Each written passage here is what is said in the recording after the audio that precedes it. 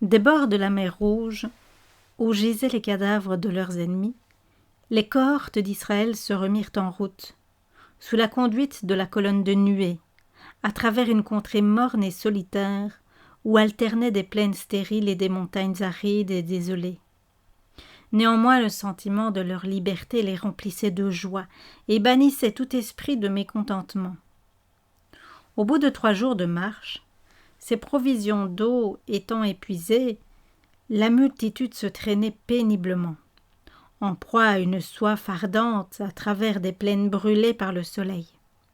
Seul Moïse, qui connaissait les lieux, savait qu'à la prochaine station, à Mara, où l'on trouverait des sources, l'eau n'était pas potable, et ses regards suivaient avec une extrême inquiétude la direction de la colonne de nuée. Le cœur lui manqua lorsqu'il entendit le cri joyeux « De l'eau, de l'eau !»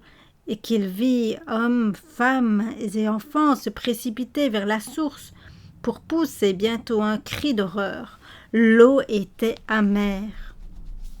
Dans son désespoir, la foule oublia et la colonne de nuée, symbole de la présence divine, et le fait que Moïse, aussi bien qu'eux, l'avait docilement suivi. Elle se mit à invectiver ce dernier de l'avoir dirigé sur cette route. Émus de leur détresse, Moïse fit ce qu'ils avaient oublié de faire.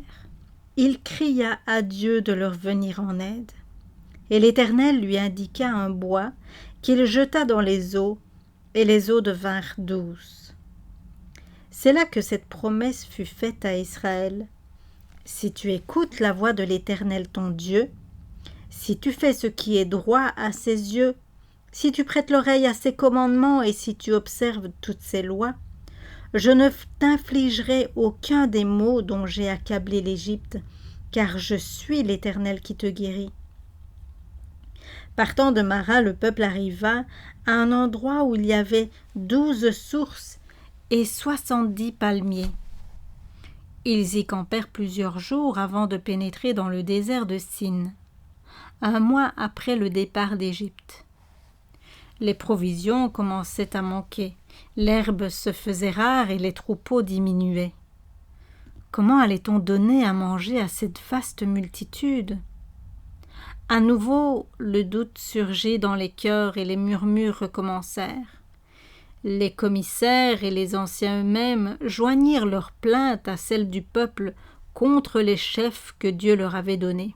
« Ah, disait-on, que ne sommes-nous morts de la main de l'Éternel dans le pays d'Égypte, quand nous étions assis devant les potées de viande et que nous mangions du pain à satiété.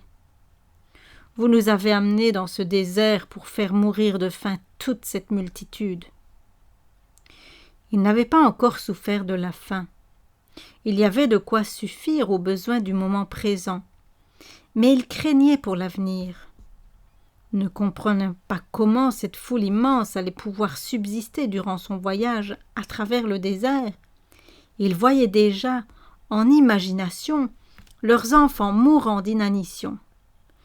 Ils ne comprenaient pas que Dieu permettait l'épuisement de leurs provisions pour leur donner l'occasion de s'attendre à celui qui les avait délivrés jusque-là et qui était prêt à leur donner, s'ils s'adressaient à lui, des preuves nouvelles de son amour et de sa sollicitude. Ne leur avait-il pas promis que s'ils gardaient ses commandements, aucune maladie ne les atteindrait ? Aussi était-ce de leur part le fait d'une incrédulité coupable de supposer qu'eux ou leurs enfants puissent être victimes de la faim. L'Éternel leur avait promis d'être leur Dieu et de les conduire dans un pays spacieux et fertile. Il les avait arrachés à la servitude et à la dégradation d'une façon miraculeuse, afin de les éduquer et de les élever à une grandeur morale qui fit d'eux une merveille parmi les nations. Il allait aussi leur confier un mandat précieux. Mais à chaque obstacle qu'ils rencontraient sur leur route, ils semblaient perdre courage. S'ils avaient eu foi en Dieu, en se souvenant de tout ce qu'il avait fait pour eux, c'est avec joie qu'ils auraient enduré des ennuis des privations et même de réelles souffrances. Mais ne se confiant en Dieu qu'autant qu'ils avaient sous les yeux les signes visibles de sa puissance, ils oubliaient la longue suite de miracles éclatants auxquels ils avaient assisté, pour ne voir et ne sentir que les désagréments de l'heure présente. Au lieu de se dire « Dieu a fait de grandes choses pour nous, nous étions des esclaves et nous voici devenus un grand peuple libre », ils ne parlaient que des fatigues de la route et se demandaient quand ce voyage allait prendre fin. L'histoire des vicissitudes d'Israël à travers le désert a été conservée à l'intention de l'Israël de Dieu jusqu'au dernier temps. Le récit des marches et contre-marches de ce peuple nomade et des miracles accomplis pour le soulager de la faim, de la soif et de la fatigue est rempli d'instructions et d'avertissements pour nous. Le peuple hébreu suivait une école préparatoire en vue de la possession de la terre promise.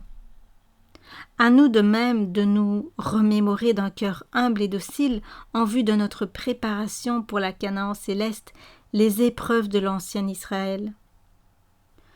Bien des personnes s'étonnent de l'incrédulité et des murmures d'Israël et se disent qu'à sa place, elle n'aurait pas été aussi ingrate. Mais dès qu'elle rencontre quelque contrariété, elle ne manifeste ni plus de foi ni plus de patience qu'Israël. Si elle passe par des moments pénibles, elle parle mal des gens ou des choses dont Dieu s'est servi pour les purifier. D'autres, dont tous les besoins actuels sont satisfaits, ne savent pas se confier en Dieu pour l'avenir et sont dans une agitation continuelle à la pensée que l'indigence pourrait les atteindre, ainsi que leurs enfants. D'autres encore, constamment préoccupés de maux possibles ou grossissant des tracas réels, ne voient plus les nombreux bienfaits de la providence dont ils devraient être reconnaissants. Les vexations qu'elles rencontrent et qui devraient les rapprocher de Dieu, seule source de secours, ne font que les en éloigner, parce qu'elles n'éveillent dans leur cœur qu'inquiétude et ressentiment. Il est triste d'avoir si peu de foi en Dieu. Ne devrions-nous pas interdire cette anxiété qui contriste le Saint-Esprit sans nous aider à supporter nos mécomptes?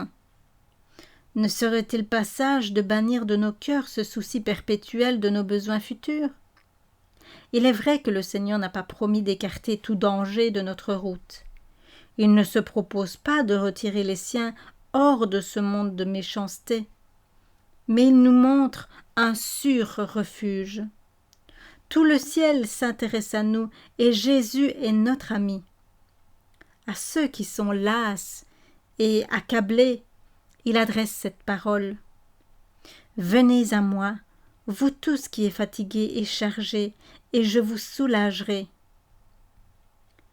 Déposez le joug de vos inquiétudes et de vos préoccupations, et recevez mon enseignement, car je suis doux et humble de cœur, et vous trouverez le repos de vos âmes.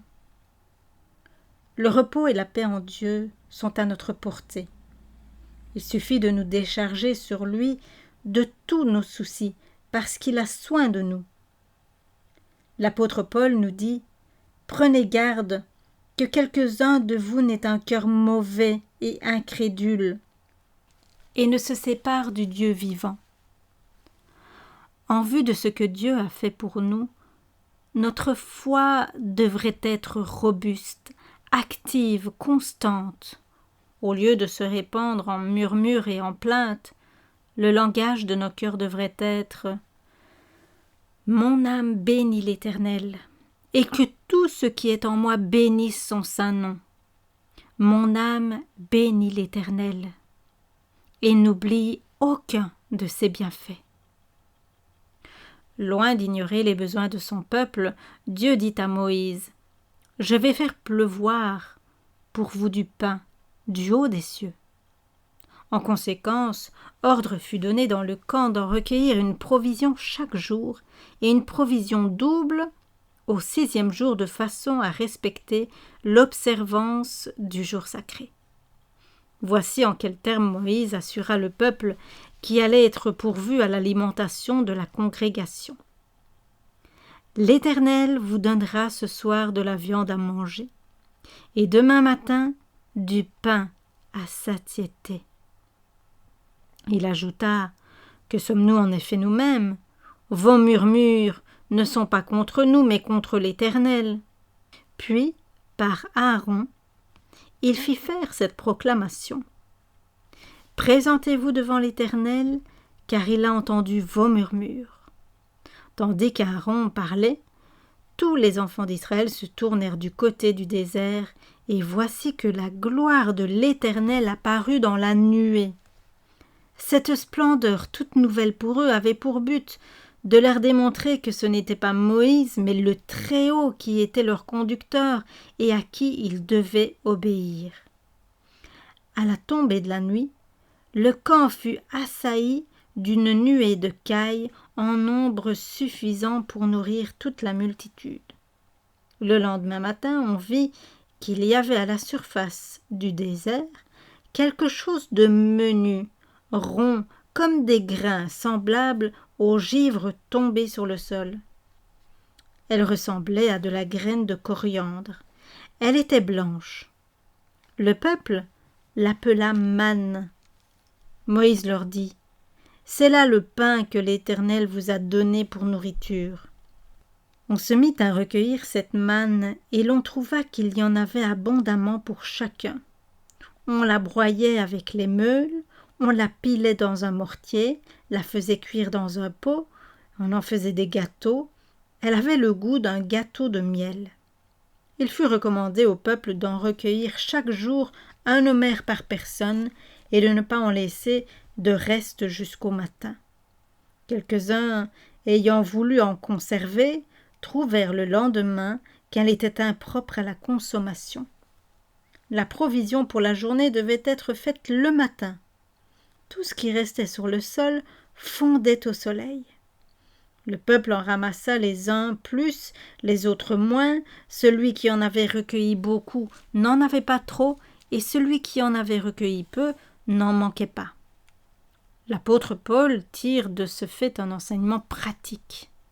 « Je ne vous demande pas, pour soulager les autres, écrit-il, de vous mettre vous-même dans la gêne, mais je voudrais qu'il y eût de l'égalité entre vous.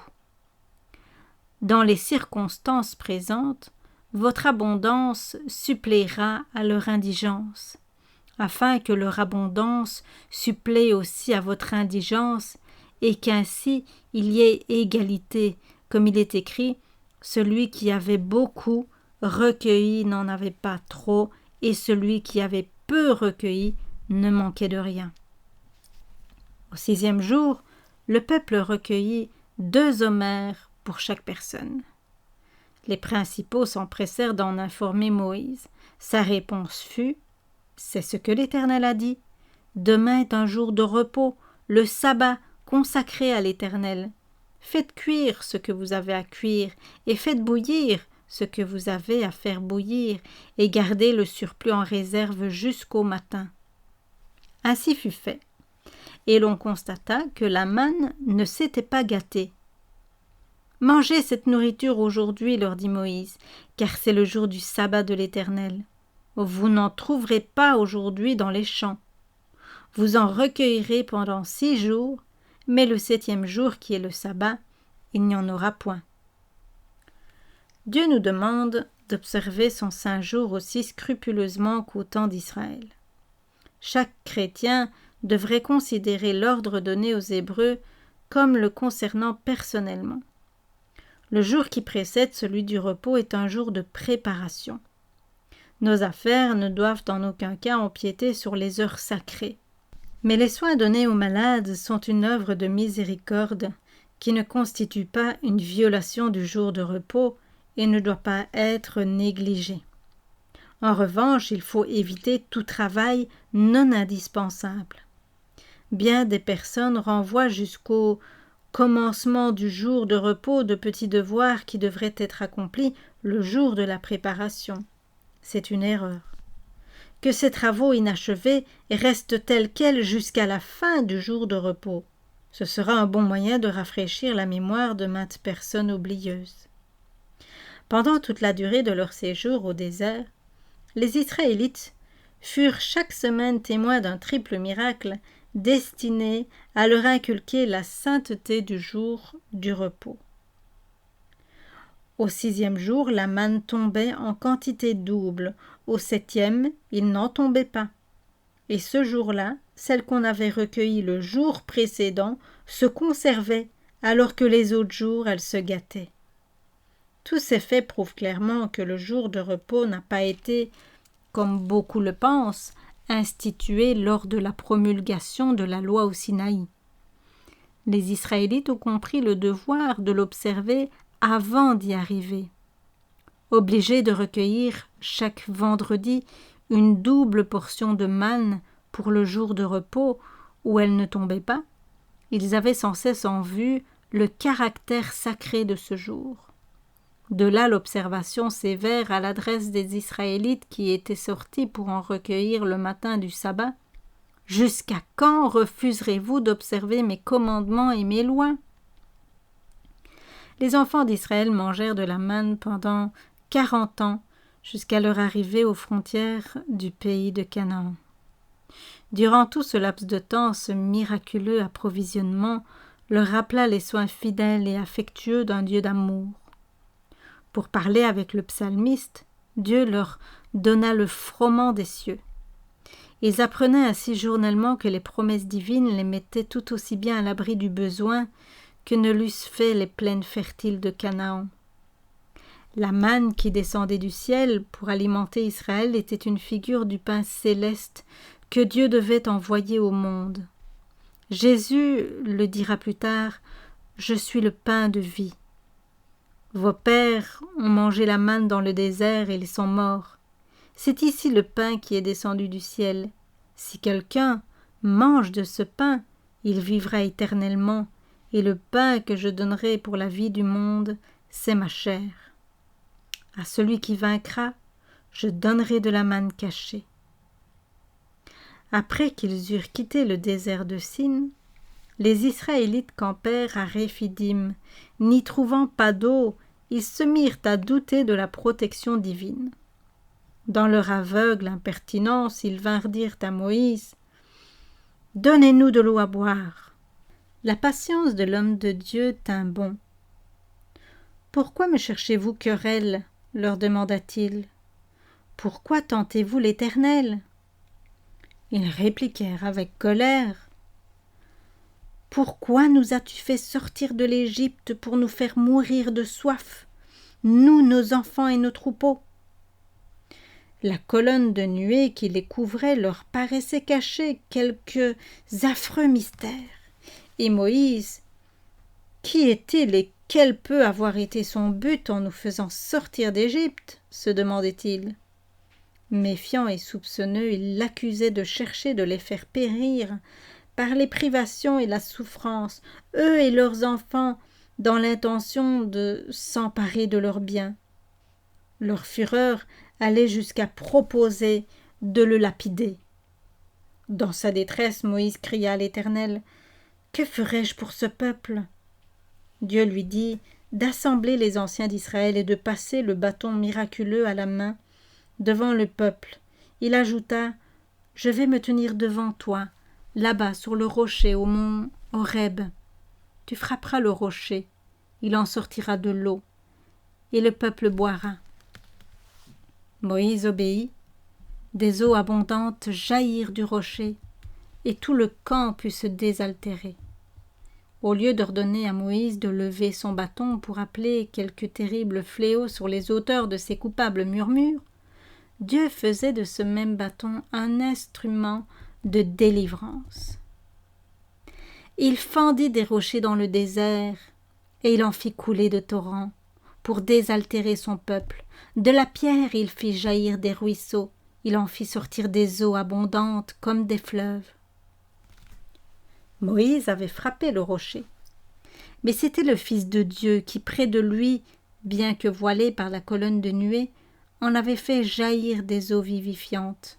Moïse et les anciens, ainsi que toute la congrégation qui se tenait à distance, contemplèrent la gloire de Dieu sans se douter que si la nuée s'était retirée, l'éclat foudroyant de celui qu'elle enveloppait les eût frappés à mort.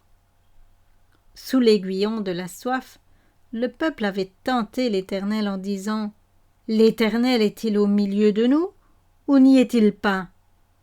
Cette incrédulité était criminelle. Aussi Moïse avait-il craint de voir les jugements de Dieu s'abattre sur le peuple. En souvenir de ce péché, il appela ce lieu Massa, tentation, et Mériba, contestation. Un nouveau danger menaçait Israël. En raison de ces murmures, Dieu permit qu'il fût attaqué par des ennemis. La tribu sauvage et guerrière des Amalécites, habitant cette région, se jeta sur les gens faibles et fatigués qui étaient restés à l'arrière. Comme l'ensemble du peuple n'était pas à même de prendre les armes, Moïse chargea Josué de former un corps d'armée composé d'hommes choisis de toutes les tribus et de les conduire dès le lendemain contre l'ennemi.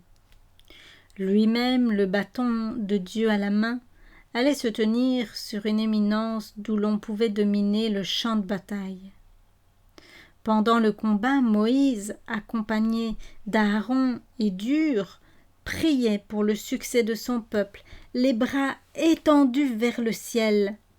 On remarqua que lorsque les mains du prophète étaient levées, Israël triomphait, tandis que si par lassitude il les laissait retomber, c'était l'ennemi qui gagnait du terrain. En conséquence, Aaron et Hur lui soutinrent les mains jusqu'au coucher du soleil, et l'ennemi fut mis en fuite. En servant ainsi d'appui à Moïse, Aaron et Hur donnaient au peuple une leçon. Ils montraient aux Hébreux qu'ils devaient, eux aussi, soutenir leur chef dans sa tâche. L'attitude de Moïse était également symbolique.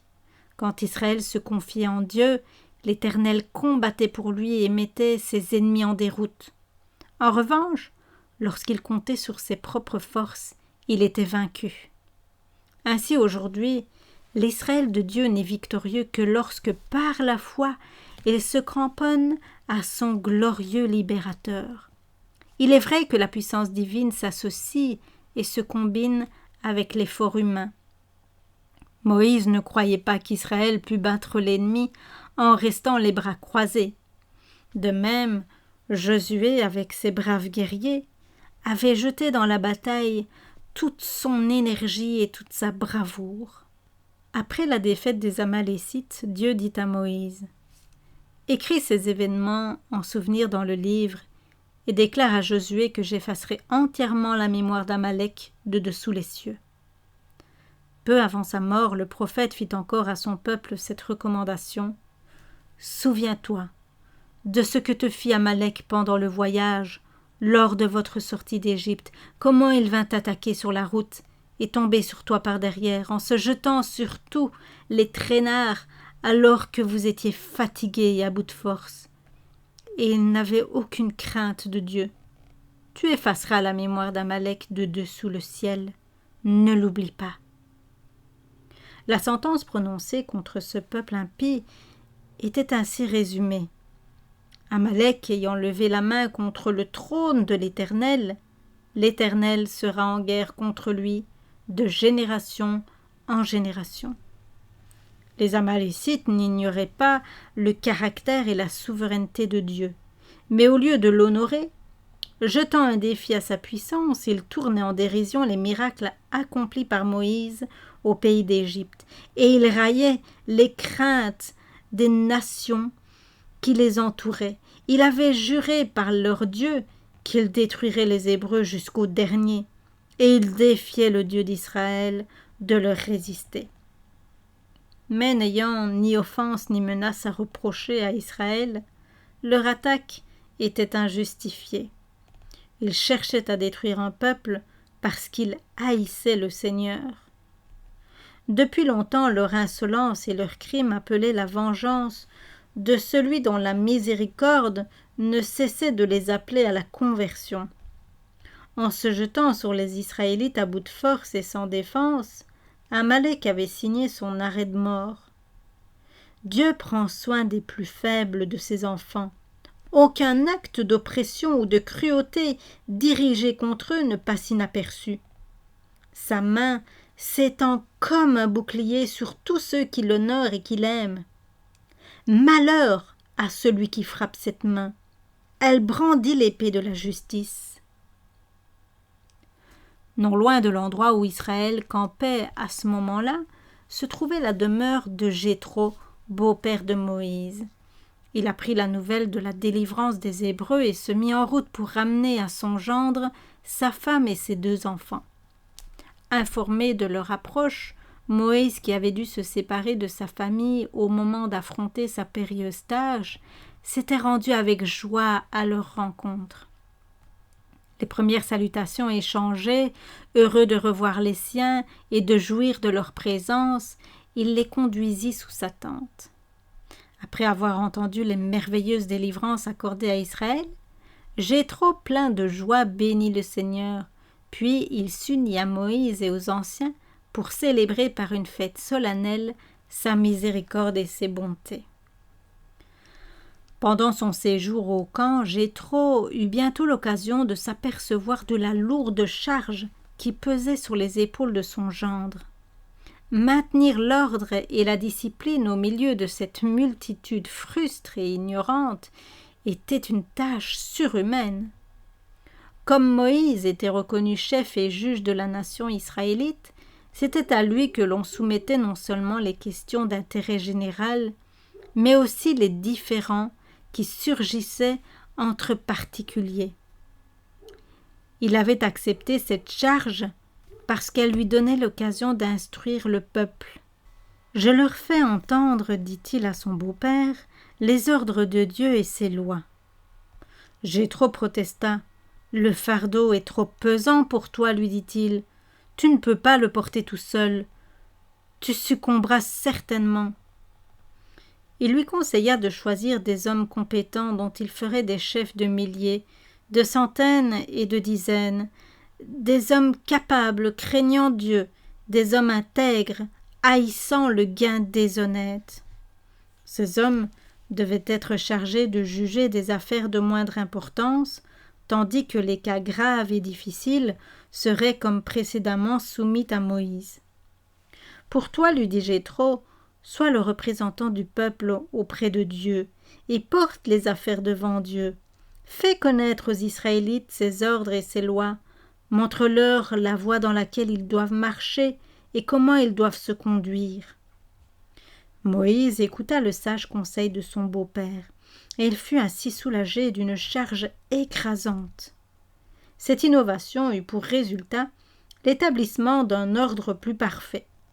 Dieu avait hautement honoré Moïse et accompli de grands prodiges par son moyen, mais celui-ci ne méprisait pas pour autant les bons conseils. Conducteur d'Israël, il écouta avec reconnaissance le pieux Madianite et mit à exécution la mesure de prudence qu'il venait de lui suggérer. De Réphidim, reprenant son voyage, le peuple suivit la marche de la colonne de nuée. Jusque-là, sa route avait tour à tour traversé des plaines arides, escaladé des pentes escarpées ou suivi d'étroits défilés entre les roches. Maintes fois, en traversant une lande sablonneuse, il avait vu se dresser au loin des hauteurs abruptes qui semblaient barrer le passage. Ce n'était qu'en approchant de ces murailles inaccessibles qu'on apercevait un col d'où l'on découvrait une autre plaine à traverser. C'est par une de ces gorges profondes que le peuple passait en ce moment. La scène était saisissante.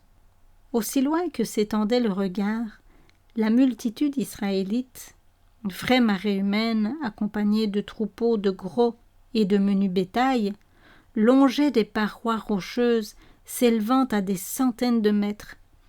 Devant cet innombrable cortège se dressaient majestueux et formidables les flancs massifs du Sinaï, au sommet duquel s'était arrêtée la colonne de nuée. C'est dans la plaine qui s'étendait à ses pieds qu'Israël dressa ses tentes. Il y séjourna près d'1 an. La nuit, la colonne de feu, présence divine, protégeait le camp, tandis que descendait sans bruit le pain du ciel destiné au repas.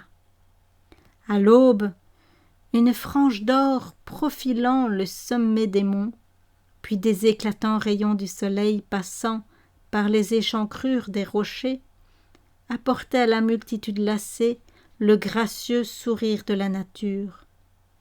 De tous côtés, les hauteurs hérissées de pics vertigineux semblaient dans leur solitaire grandeur proclamer la majesté éternelle et la fidélité inébranlable de Dieu.